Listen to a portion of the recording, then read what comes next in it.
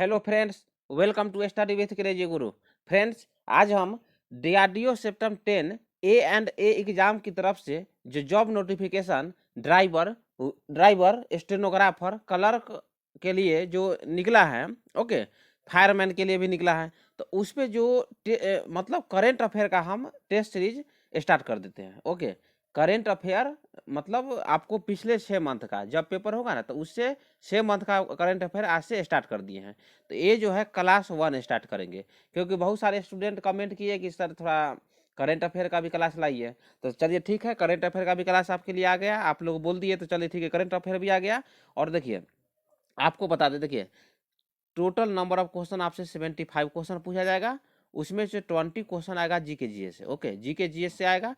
तो उसमें क्या है कि जो करंट अफेयर है, देखिए 20 क्वेश्चन में से 20 से 30% क्वेश्चन जो होगा आपको करंट अफेयर से देखने को मिल जाएंगे। ओके, तो कोई भी एग्जाम दीजिए, इसलिए बताए करंट अफेयर आपके लिए महत्वपूर्ण है। देखिए, जीके जीएस आप पढ़ते रहे हैं शुरू से, तो क्या है कि जीके जीएस पढ़ने से क्या है कि आपको हिस्ट्री, पॉलिटी, ज्योग्राफी, ये सब आपको, या साइंस हो, ये सब आपको पता होगा। तो ये क्वेश्चन आप कर दीजिएगा। लेकिन करेंट अफेयर ऐसा पोर्शन है, ओके, देखिए करेंट अफेयर ऐसा पोर्शन है, यदि नहीं पढ़े होंगे तो क्वेश्चन आपसे 100% क्वेश्चन गलत हो जाएगा। ओके, तो जितना हम करेंट अफेयर डिस्कस करेंगे वो आपको टेलीग्राम, स्टडी विथ क्रेजी गुरु का टेलीग्राम है, वहाँ पे आप मतलब क्या है, आप ऐड हो जाइए वहाँ पे, और आपको पीडीएफ भेज दिया जाएगा, वहाँ से आप डाउनलोड कर लीजिएगा। और जिस तरह हम आपको पढ़ाएंगे करेंट अफेयर, उसी तरह आपको तैयारी करना, याद रखिएगा। ओके, तो चलिए स्टार्ट करते हैं। और उससे पहले हम आपको बता दें कि यदि आप लोग चैनल पर नए हैं तो चैनल को सब्सक्राइब कर दीजिए, और क्या कीजिए, और दोस्तों के बीच थोड़ा सा क्लास को क्या कर दीजिए, शेयर कर दीजिए। ओके, और देखिए, यदि आपको ई बुक चाहिए, आपको जैसे मैं स्टेनो मतलब आप फायरमैन का एग्जाम दीजिएगा, ड्राइवर का दीजिएगा डीआरडीओ में सेप्टेम्बर 10 का, तो क्या है कि जीके जीएस है, इंग्लिश है, रीजनिंग है, मैथ है। तो इसके लिए देखिए ये नंबर नोट करें, 7564864459, ये नंबर है। आप वीडियो बना हुआ है कैसे ई बुक आपको प्राप्त करना है, वो वहाँ से आप प्राप्त कर लीजिए। ओके, हिंदी मीडियम और इंग्लिश मीडियम दोनों के लिए है, जो मीडियम में आपको प्रेफर लगे वो ले लीजिए। चलिए स्टार्ट करते हैं।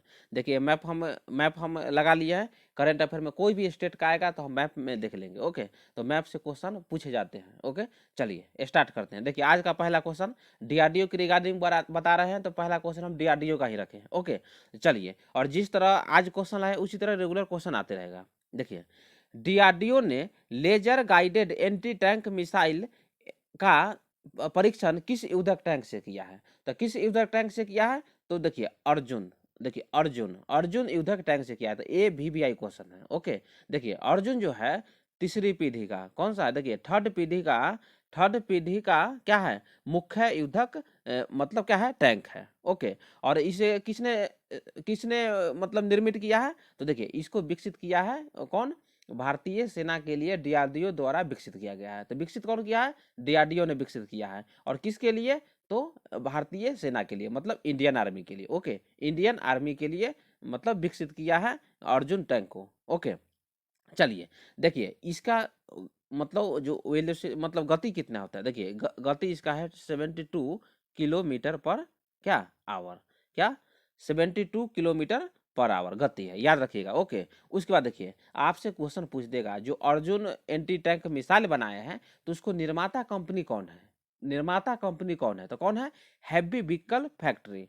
कौन है? देखिए हैवी व्हीकल फैक्ट्री। तो ए पॉइंट आप नोट कर लीजिएगा फ्रेंड्स। देखिए ये सब क्वेश्चन पूछे जाते हैं, क्वेश्चन इस तरह पूछ लिए जाएंगे वैसे। ओके, तो चलिए इतना समझ गए। उसके बाद देखिए इसमें 4 सीट होंगे, जो युद्धक टैंक अर्जुन बनाए गए हैं उसमें 4 सीट होंगे। तो एक में होगा कमांडर होंगे, एक में गनर होंगे, एक में लोडर होंगे, और एक पर ड्राइवर होंगे। तो चार चार हो गए। ओके, उसके बाद बता दें, देखिए इंडियन आर्मी के पास अभी तक मतलब 700 टैंक है। ओके, कितना टैंक है?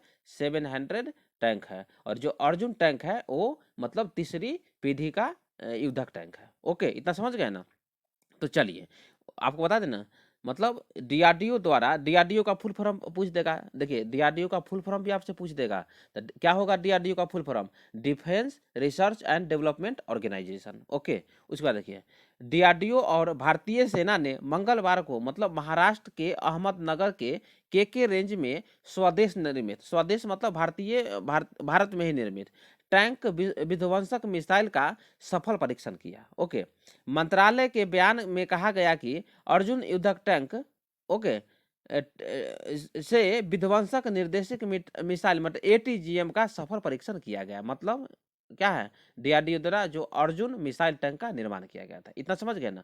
चलिए, तो DRDO के बारे में आ गया है, तो थोड़ा DRDO के बारे में देख लीजिए। आपको फुल फॉर्म बता दी ना, Defence Research and Development Organisation. Okay, स्थापना कब हुआ था? 1958 में स्थापना हुआ था। कब हुआ था? 1958 में स्थापना हुआ था। और किसके द्वारा स्थापना किया गया था? तो इसका फाउंडर कौन थे? तो कमांडर KR रामानाथ। याद रख लीजिएगा, ये सब क्वेश्चन पूछे जाते हैं। कौन थे? Commander KR Ramanath. ओके, अभी और इसका हेड क्वार्टर कहाँ है? पहले ये देख लीजिए, हेड क्वार्टर इसका कहाँ है? तो हेड क्वार्टर इसका न्यू दिल्ली है। न्यू दिल्ली में हेड क्वार्टर है। और इसरो का हेड क्वार्टर आपको पता है ना, बेंगलुरु में है। याद रखिएगा। ओके, उसके बाद वर्तमान में अध्यक्ष कौन है? क्वेश्चन ये आपसे पूछे जाएगा। तो वर्तमान में अध्यक्ष कौन है? तो doctor Sameer V Kamat. Sameer V Kamat, याद रखिएगा।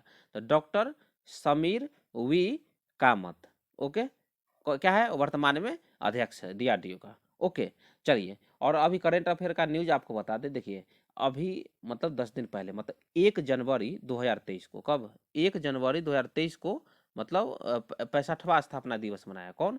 तो मतलब DRDO के, DRDO। ओके, चलिए, तो नेक्स्ट क्वेश्चन पे आते हैं। देखिए, नेक्स्ट क्वेश्चन देख लीजिए। इसी तरह क्वेश्चन को आप क्या कीजिए, सॉल्व कीजिए, तो आपको करंट अफेयर याद रखेगा। चलिए, COP27 का आयोजन वर्ष 2022 में किस देश में किया गया? बताइए, किस देश में किया गया था? तो मिस्र में किया गया है। कहाँ पे? मिस्र में किया गया है। देखिए, UNFCCC मतलब क्या?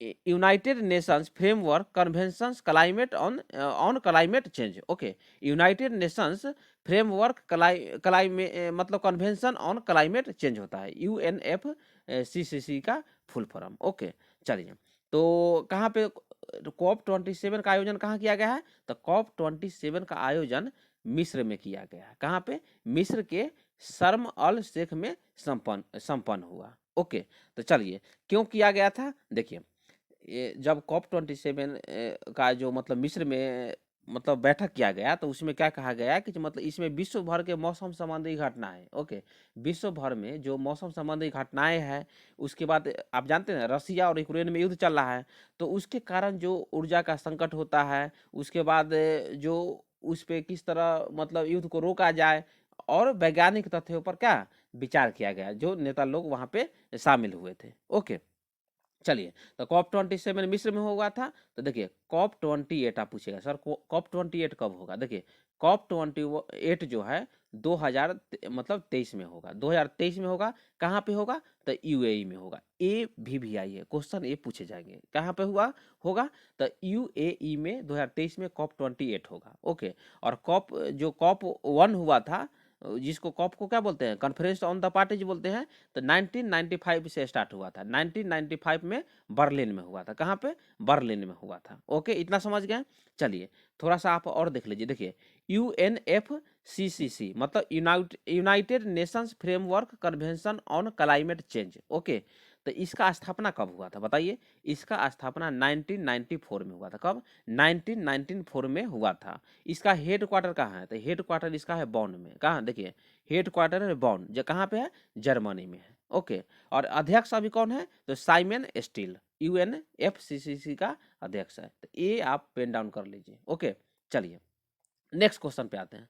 नेक्स्ट क्वेश्चन देखिए, आसानी तूफान कहाँ आया है? बताइए, ये बहुत VVI क्वेश्चन है। तो बंगाल की खाड़ी में आया है। कहाँ पे आया है? बंगाल की खाड़ी में आया है। देखिए, आंध्र प्रदेश, ओडिशा और पश्चिम बंगाल के समुद्री इलाकों में 12 मई 2022 को आया था। कौन सा? तो कौन आया था? आसानी तूफान आया था। और उसका जो रफ्तार था कितना था? 26 किलोमीटर प्रति घंटा था। ओके, समझ गए ना?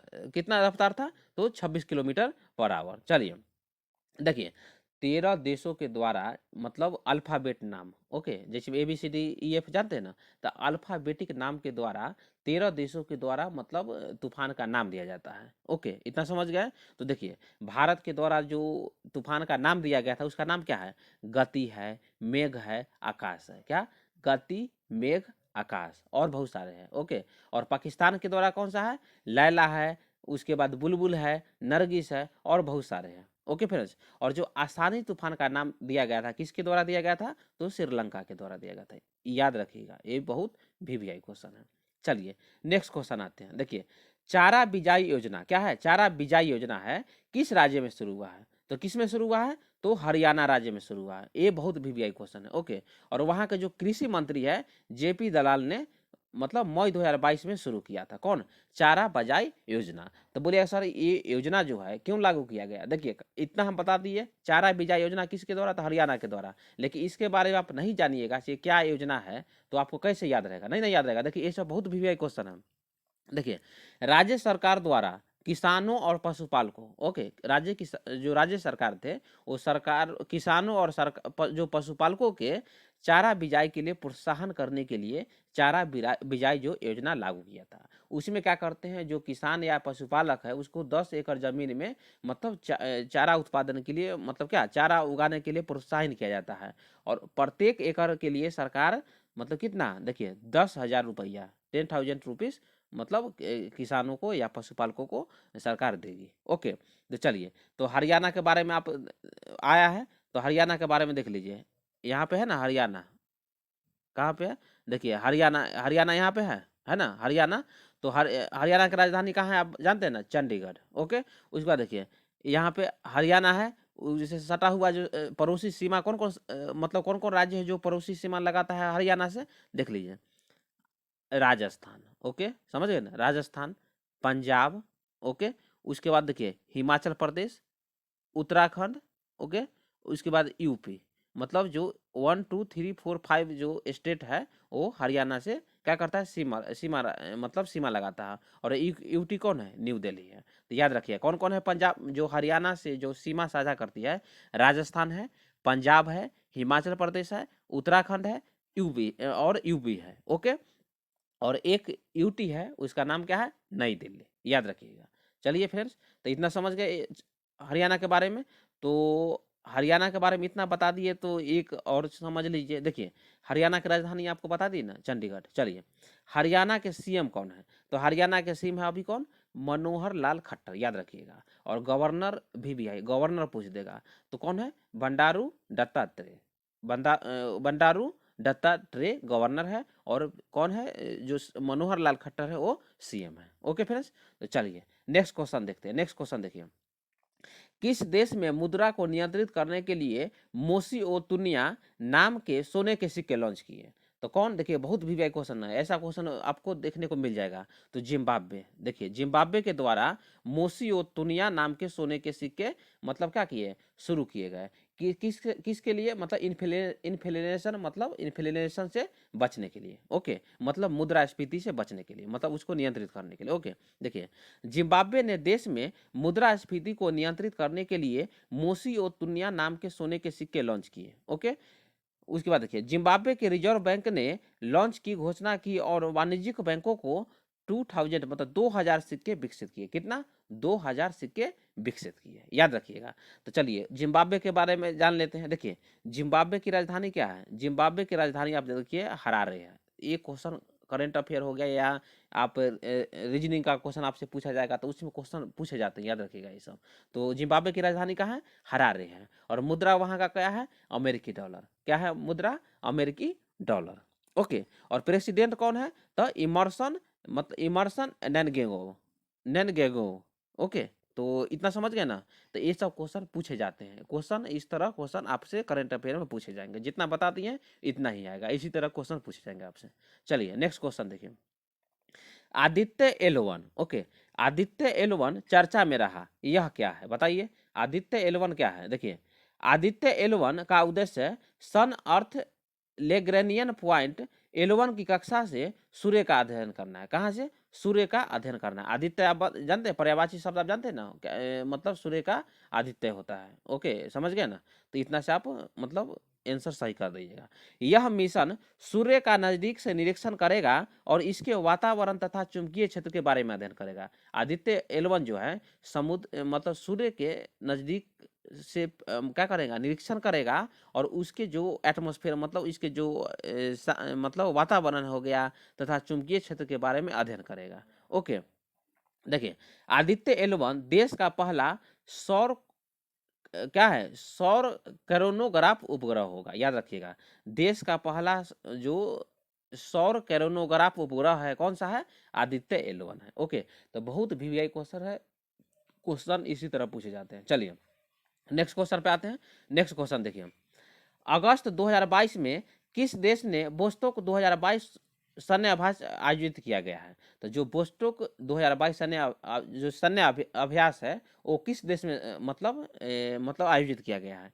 तो रसिया में। कहाँ पे, रसिया में, याद रखिएगा कहाँ पे, रसिया में। ओके, तो चलिए इसके बारे में हम देख लेते हैं। ओके, तो जो बोस्टोक 2022 सैन्य अभ्यास, जो सैन्य अभ्यास रसिया में किया गया है, तो इसका क्या उद्देश्य था। देखिए इसका उद्देश्य जो था, अन्य मतलब क्या, मतलब जो अन्य देश भाग लेंगे, इसके साथ बहुत सारे देश ने भाग लिया है। ओके, इसमें तो जो अन्य भाग लेने वाली जो सैन्य टुकड़ियां हैं या जो पर्यवेक्षक है, उसके बीच बीच क्या करना है, बातचीत करना और समन्वय स्थापित करना, इसका मतलब क्या है, उद्देश्य है। ओके, चलिए देखिए, व्हाइट हाउस का यह बयान तब आया कि जब रसिया ने बोस्टोक 2022 अभ्यास की घोषणा की। ओके, इसमें भारत, चीन और कई देशों के 50,000 से अधिक जो सैनिक है वो हिस्सा लेंगे। ओके, रूस ने कहा कि 1 से 7 सितंबर के बीच, मतलब 1 से 7 सितंबर 2022 को आयोजित किया जाएगा,